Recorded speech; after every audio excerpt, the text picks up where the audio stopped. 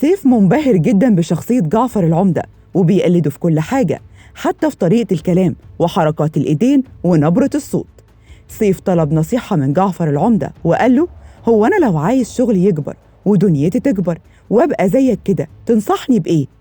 المعلم جعفر أخد نفس عميق وفرد جسمه وقال: شوف يا سيف، لو عايز تبقى كبير يبقى لازم تسكت وما تتكلمش إلا لو كلامك كان أحسن من سكوتك.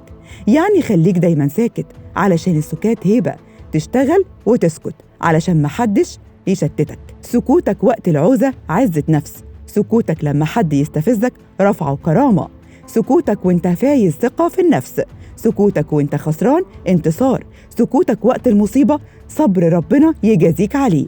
وزي ما قلت لك في البداية، ما تتكلمش إلا لو كلامك كان أحسن من سكوتك، ساعتها هتبقى أنت الكبير، كبير في كل حاجة.